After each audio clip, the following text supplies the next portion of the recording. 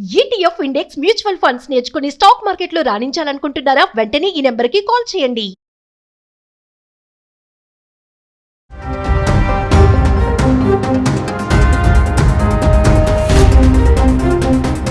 నమస్తే, welcome back to Suman TV. Present మనతో పాటు ఉన్నారు ఎనలిస్ట్ మందర్ కృష్ణారెడ్డి గారు.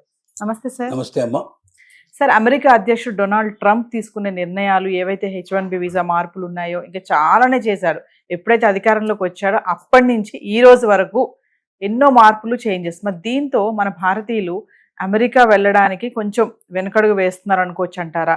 ఇదే టైంలో మరి వేరే దేశాలు మన వాళ్ళ టాలెంట్స్ని తీసుకొని మరి మా దేశాలకి రండి, మీ టాలెంట్స్ని మాకు ఇవ్వండి, మా దగ్గర ఉపయోగించుకోండి అని చెప్పేసి వాళ్ళు ఆహ్వానిస్తున్నట్టు మనం న్యూస్ చూస్తూనే ఉన్నాం. మరొకసారి వివరాలకు వెళ్తే సార్, ట్రంప్ తీసుకున్న నిర్ణయాల వల్ల ఒక రకంగా భారతీయులకి మేలు జరిగిందని కూడా చెప్పినా ఆశ్చర్యపడాల్సిన అవసరం లేదు. ఇది ఎలా అంటే మనం విశ్లేషించినప్పుడు ఇప్పటిదాకా డాలర్ డ్రీమ్స్లోనే బతుకుతోంది భారతదేశం. అంటే నేను చదువుకుంటే అమెరికాలో చదువుకుంటాను, అక్కడే ఉద్యోగం చేస్తాను, కోట్లు సంపాదిస్తాను, భారతదేశాన్ని పంపిస్తాను, ఇక్కడ నేను ఆస్తులు అవి కొనుక్కొని ఇక్కడ సెటిల్ అయ్యే అవకాశం ఉంది, లేదంటే అమెరికాలోనే ఆస్తులు కొనుక్కొని అక్కడే సెటిల్ అవుతాను, అవసరమైతే ఇక్కడే నేను రాజకీయాలు కూడా పోటీ చేసి నేను నిలబడగలిగే శక్తి సామర్థ్యాలు కూడా నాకు ఉన్నాయి. ఎందుకంటే అలాంటి అవకాశాలు కూడా అమెరికా కల్పించింది.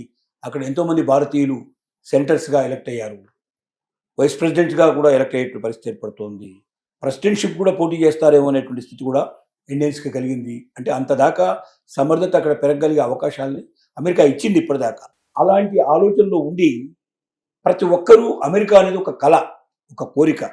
పిల్లాడు పుట్టిన కొద్ది రోజులకే తల్లిదండ్రులే నువ్వు అమెరికా వెళ్దువు కానిరా, నువ్వు చాలా గొప్పవాడి అవుతావురా అని భావించేటువంటి స్థితి కూడా ఏర్పడింది. అందుకే మధ్యతరగతి వాళ్ళు కూడా అప్పో చేసి తమ పిల్లల్ని అమెరికాకు పంపించాలనే ప్రయత్నంతో చాలామంది చాలా కోరి బాధలు తెచ్చుకున్న వాళ్ళు చాలామంది ఉన్నారు. అయితే అక్కడికి వెళ్ళిన తర్వాత అంటే ఏదో రకంగా ఇక్కడ అతన్ని పంపించగలిగే పరిస్థితి ఏర్పడితే చాలు, పంపించిన తర్వాత అక్కడ ఏదో ఒక జాబ్ చేసుకుంటాడు, చిన్నదో పెద్దదో ఏదో జాబ్ చేసుకొని మెల్లగా డబ్బు సంపాదించుకుంటూ తన చదువు అక్కడ పూర్తి చేసుకుని అక్కడే ఏదో ఒక ఉద్యోగం సంపాదించుకొని అక్కడ సెటిల్ అవుతాడనే ఒక నమ్మకం, విశ్వాసం ఇప్పటిదాకా గత దశాబ్దాల కాలం లోపల భారతీయులకు పూర్తిగా నమ్మకం, విశ్వాసం కలిగించింది అమెరికా.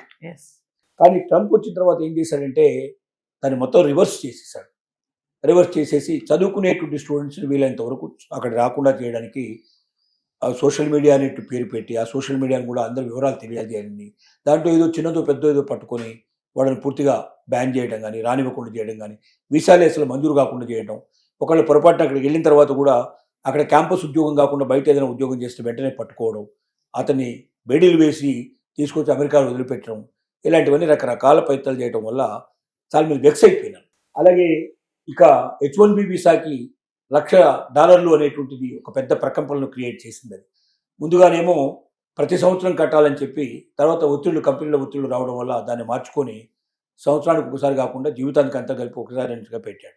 ఆ పెట్టింది కూడా ఎవరు కట్టాలి? కంపెనీలు కట్టాలి. $1,00,000 కలిపి ఒక మనిషిని తీసుకొని వెళ్ళాలంటే వాడు అంతకన్నా ఎన్నో లక్షల డాలర్లు సంపాదించగలిగే క్యాపబిలిటీ ఉండేటువంటి వ్యక్తి అయితేనే సాధ్యమవుతుంది. కాబట్టి మామూలు వాళ్ళకి ఎవ్వరికీ ఇంకా అందని ద్రాక్ష పండు అమెరికా. ఏదో అత్యుత్తమమైనటువంటి నైపుణ్యం కలిగిన వాళ్ళు ఆ లెవెల్లో ఉండేవాడు. ఇక్కడైనా ఇవాళ నిజం చెప్పాలంటే అమెరికాతో పోలిస్తే అమెరికాలో చాలా గొప్పగా సంపాదిస్తున్నా అని చెప్పుకున్న వాళ్ళకన్నా ఎక్కువగా సంపాదించే వాళ్ళు వాళ్ళ ఇండియాలో ఉన్నారు. కంపెనీలు అంతకన్నా ఎక్కువ పే చేస్తున్నాయి ఇవాళ. తర్వాత అలాంటి వాడికి తన కంపెనీ లోపల షేర్స్ కూడా ఇస్తున్నాయి. వాటిని పెట్టుబడిదారులు కూడా వాళ్ళని భాగస్తులు కూడా తీర్చుకుంటున్నారు. ఇలాంటి పరిస్థితులు కూడా ఇక్కడ ఉన్నాయి. లేదా ఏముందో కొద్దిగా ఏదైనా స్టార్టప్ కంపెనీ పెడతానంటే బ్యాంకులు రుణాలు ఇస్తున్నాయి, గవర్నమెంట్ అనేక రకాల ప్రోత్సాహాలు అందజేస్తుంది. కాబట్టి తెలివితేటలు ఉండబడి వాడు అమెరికా వెళ్లాల్సిన అవసరం లేదు, ఇండియాలోనే అంతకన్నా ఎక్కువ సంపాదించగలడు. ఇక్కడున్నంత స్వేచ్ఛ, ఇక్కడున్న అవకాశాలు, ఇక్కడున్నంత ఆనందకరమైన జీవితం అమెరికాలో ఉండదు. అమెరికా అంటే రెస్ట్రిక్షన్స్ భయం, కొన్ని నిబంధనలకు లోబడి జీవితాన్ని గడపాల్సిందే. గట్టిగా చెప్పుకోవాలంటే మన ఇంట్లో కుక్క మురిగితే పక్కవాడు కేసు పెడతాడు, మన ఇంట్లో పిల్ల అరుపు వినబడిందంటే పక్కింటి వాడు కేసు పెడతాడు, మన ఇంట్లో రేడియో టీవీ పెద్దగా పెట్టుకుంటే పక్కింటి వాడు కేసు పెడతాడు. అంత భయంకరమైన జీవితం గడపాల్సి వస్తుంది అక్కడ. స్వేచ్ఛ స్వాతంత్రం అనుకుంటాం, బయటికి వెళ్ళి మాట్లాడాలనుకుంటే ఒక వ్యక్తి దొరకడం, కిలోమీటర్ల దాకా మనకు మనిషి ఎవడు కనబడ్డు. ఇలాంటి జీవితం మనం ఊహించలేము. మన ఇండియన్ లైఫ్కి అలవాటు పడే వాళ్ళు ఎవరైనా సరే ముందు ఇంట్లో జనంగానే పక్కింటి వాళ్ళు ఎవరున్నారో ముందు వాళ్ళ దగ్గరికి వెళ్ళిపోతాం, వాడితో మాట్లాడతాం, వాళ్ళు ఎవరో తెలుసుకుంటాం, మనం ఎవరో చెప్తాం, ఇలాంటి ఒక జీవితానికి అలవాటు పట్టి మనం ఆ రిస్ట్రిక్షన్ నిబంధనలో పట్టడం కష్టం. ఇప్పుడు ట్రంప్ తీసుకున్న నిర్ణయాల వల్ల జరిగింది ఏమిటంటే అక్కడికి వెళ్ళే స్టూడెంట్స్ సంఖ్య గణనీయంగా తగ్గిపోతుంది.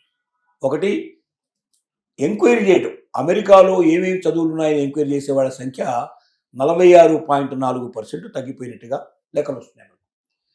అలాగే కెనడాకైతే 76% ఎంక్వైరీ చేసేవాళ్ళు తగ్గిపోయినారు. అంటే కెనడా వాళ్ళు కూడా ఇలాంటి కొన్ని రిస్ట్రిక్షన్ పెట్టారు. అమెరికా పక్కనే ఉంటుంది కాబట్టి Yes. అనుకునే ఆ కెనడా కూడా అమెరికాను చూసి కొన్ని నిబంధనలు పెట్టింది.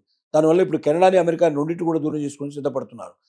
అయితే ఇదే సమయంలో ఇతర దేశాలు ఏవైతే ఉన్నాయో, ముఖ్యంగా యూరప్ దేశాలు మనల్ని ఆహ్వానించి రెడ్ కార్పెట్ పంచడానికి సిద్ధంగా ఉన్నాయి. ఇండియన్ టాలెంట్ వాళ్ళకి బాగా తెలుసు. అమెరికా ఇవాళ ఇంత డెవలప్ అయిందంటే దాంట్లో ఇండియన్స్ యొక్క పాత్ర చాలా ఎక్కువ. డెఫినెట్గా మనం గుండెల మీద చేసుకొని చెప్పొచ్చు, అమెరికా అభివృద్ధిలో భారతీయ సైంటిస్టులు, భారతీయ ఉద్యోగస్తుల యొక్క పాత్ర చాలా ఎక్కువ. వాళ్ళంత అభివృద్ధి చెందారంటే, వాళ్ళ టెక్నాలజీ అంత డెవలప్ అయిందంటే మన వాళ్ళు లేకపోతే అది సాధ్యమయ్యే పని కాదు. Yes. అందుకే అమెరికాలో ఉండేటువంటి అనేక టెక్ కంపెనీలు ఇవాళ భారతదేశం నుంచి వెళ్ళినటువంటి ఉద్యోగస్తులకి అక్కడ వాళ్ళని సీఈఓలుగా ప్రకటించింది. ఇంత అమెరికా లోపల ఇవాళ ట్రంప్ తీసుకొస్తున్న విధానాల్లో కూడా ఇంకా రోజు రోజుకి సీఈఓలు కొత్తగా ఇండియన్స్నే పెట్టుకుంటున్నారు, కానీ అక్కడ ఉండే వాళ్ళని కాకుండా అమెరికన్స్ని ఎవరు పెట్టిగా అపాయింట్ చేసుకొని సిద్ధపడలేవు. కారణం ఏంటంటే అమెరికాలో ఉండే వాళ్ళకి టెక్నాలజీ తెలవడం చాలా తక్కువ మంది అక్కడ తెలిసిన వాళ్ళు. రెండోది ఏంటంటే వాళ్ళు రిస్ట్రిక్టెడ్ టైం పనిచేస్తారు. నేను Yes. కరెక్ట్గా 10 to 5 అంటే 10 to 5 అంతే.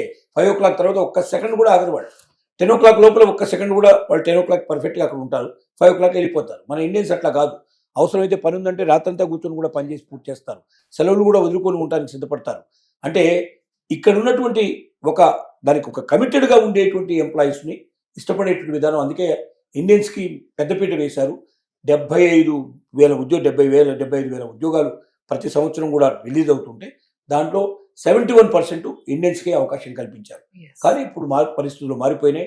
ట్రంప్ తీసుకొచ్చిన నిర్ణయాల్లో 2 జరగబోతున్నాయి. ఒకటి ఏంటంటే భారతదేశానికి తిరిగి వచ్చి ఇక్కడ తమకున్నటువంటి శక్తి సామర్థ్యాన్ని పెట్టుకొని తమే కంపెనీలు స్టార్ట్ చేసి తాము బతకడం, తాము గొప్పగా జీవించడమే కాకుండా ఇక్కడ ఉన్న వాళ్ళకి ఉద్యోగం కల్పించేటువంటి పరిస్థితి ఒకటి. చాలామంది ఆ నిర్ణయాలు తీసుకోబోతున్నారు. ఎందుకంటే ఇక్కడ ఏదో మనం అమెరికా లోపల బానిస బతుకు బతికేదానికన్నా ఇండియాకు వెళ్ళి స్వతంత్రమైన జీవితం గడపచ్చు. నేను పుట్టిన దేశం, నా దేశానికి నేను సేవ చేసే ఒక గొప్ప అవకాశం ఇప్పుడు నాకు కలిగింది. ఇప్పటికి నా కళ్ళు తెరిపించబడ్డాయి. ఇప్పుడు నా దగ్గర కొంత ఇన్వెస్ట్మెంట్ ఉంది.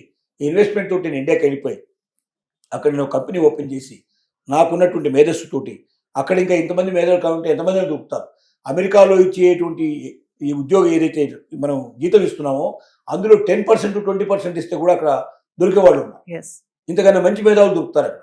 కాబట్టి వీళ్ళని పెట్టుకొని అవసరమైతే అమెరికా లాంటి దేశాలు, మిగతా దేశాలకు కూడా కావాల్సిన ప్రోడక్ట్స్ మనం ఇవ్వచ్చు, సర్వీసెస్ మనం ఇవ్వచ్చు.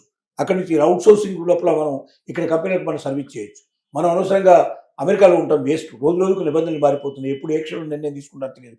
ఈవెన్ అక్కడ వాళ్ళు గ్రీన్ కార్డు కలిగి ఉన్నప్పటికీ, అక్కడ సిటిజన్స్గా గుర్తించబడ్డప్పటికీ ఏ క్షణంలో వాళ్ళ గ్రీన్ కార్డు ఊడిపోతుందో, ఎప్పుడు సిటిజన్షిప్ పోతుందో తెలియనటువంటి భయంగా ఒక దొంగల్లాగా బతికేటువంటి బతుకు కన్నా స్వతంత్రమైన జీవితం గడుపుతూ నా మాతృదేశానికి నేను తిరిగి వచ్చి నిర్ణయిస్తాను చాలామంది ముందుకు వస్తున్నారు.